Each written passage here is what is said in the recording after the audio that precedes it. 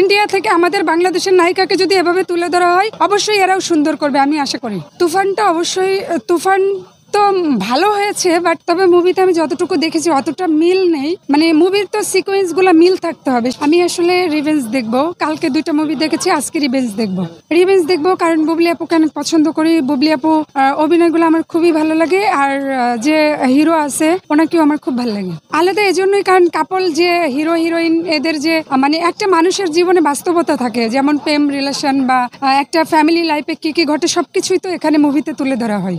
আসলে তুফানটা জন্য শাকিব খান ভাইয়ের জন্যই দেখা হচ্ছে। শাকিব খান ভাইয়ের অ্যাক্টিং আমার খুবই ভালো লাগে, তবে মুভিতে আমি যতটুকু দেখেছি অতটা মিল নেই। মানে মুভির তো সিকোয়েন্স গুলো মিল থাকতে হবে। শাকিব খান ভাইয়ের গানগুলো অনেক অসাধারণ সুন্দর, শাকিব খান ভাইয়ের অ্যাক্টিংও সুন্দর, কিন্তু মুভিটাই অতটা মিল নেই। আমি যেটা বলবো সত্যি কথাই বলবো, না তুলনা করবো না, কারণ এক একটা মুভির ধরনগুলো কিন্তু এক এক রকম ভাই। আসলে ভাবে ডমিনেট করা ঠিক না। এক একটা মুভির ইয়েগুলা কিন্তু সিকোয়েন্স গুলো এক এক রকম। আমরা এখন মেবি যেটা চলতেছে মেবি আগুনত্বক আমি বোন দেখবো, তারপরে আবার যেটা হবে 7টার দিকে ওইটা দেখবো আর কি, আগুনত্বক। আর এখন হচ্ছে ডার্ক ওয়ার্ল্ডে ঢুকবো মেবি, যেহেতু অনেক গরম।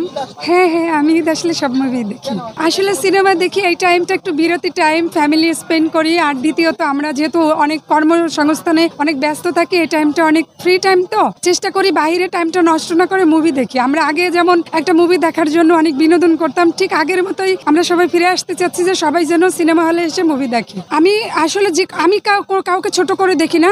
ঈদের সময় যে কটা মুভি আসে আমি সবগুলা মুভি দেখি। আমি আসলে ট্রাই করি যে কোন মুভিগুলা কিরকম আসলে তৈরি করেছে বা কিভাবে সবকিছু তুলে ধরেছেন। এর মধ্যে কিন্তু অনেক কিছু শেখার থাকে। যেমন আগুনত্বক মুভিটাই কিন্তু একটা জিনিস বুঝিয়েছে যে একজন বয়ফ্রেন্ডকে বিশ্বাস করে একটা মেয়ে কিন্তু ঠকেছে এবং সে নির্যাতিত হয়েছে, শেষ পর্যন্ত তাকে ব্ল্যাকমেইল করা হয়েছে।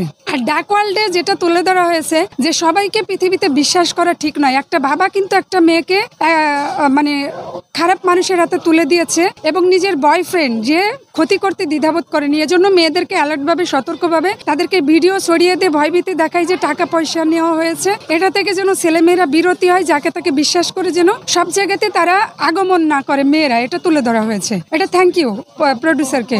তুফানটা অবশ্যই তুফান তো ভালো হয়েছে, বাট ওই যে বললাম না যে কিছু কিছু সিকোয়েন্সে মিল নাই। জাস্ট আমার গানগুলো ভালো লেগেছে আর শাকিব খান ভাইকে পছন্দ করি, এজন্য মুভিটা দেখা হয়েছে আমার। না এজন্য কারণ শাকিব খান ভাইয়া আছে, দ্বিতীয়ত কয়েকটা কমন গান আছে যেগুলো ইউটিউবে ভাইরাল হয়েছে। গানগুলোর জন্যই হয়তো বা সবাই আকর্ষণ বোধ করছে বা মুভিটা দেখেছে। না অবশ্যই আমি বলবো আমাদের বাংলাদেশের মেয়েদের অভিনয়টাই সুন্দর, কারণ আমি ভারতকে কখনোই আমি করবো না। কারণ আমাদের বাংলাদেশের মেয়েদেরকেও যদি আপনারা ফুটিয়ে তুলেন, আমাদের সুন্দরী মেয়ে কিন্তু বাংলাদেশে কম নাই। আসলে ভালো মানুষের হাতে পড়ে না, এজন্য সুন্দরভাবে তারা অভিনয়কে ফুটিয়ে তুলতে পারে না। আমি বলবো ইন্ডিয়া থেকে আমাদের বাংলাদেশের নায়িকাকে যদি এভাবে তুলে ধরা হয় অবশ্যই এরাও সুন্দর করবে আমি আশা করি। হ্যাঁ অবশ্যই করবে। যদি আপনারা সেভাবে তৈরি করেন অবশ্যই আমাদের বাংলাদেশের নায়িকারাও অনেক ভালো করবে আমি আশা করি। শুধু ভারতের মেয়েরা যে সুন্দর করবে এমন কোনো কথা নেই, কারণ আমাদের বাংলাদেশে অনেক স্মার্ট সুন্দর মার্জিত অনেক সুন্দরী মেয়েরা আছে, যেটা আপনারা তুলে ধরেন দেখবেন তাদের থেকে অনেক ভালো করবে ইনশাআল্লাহ আশা করি।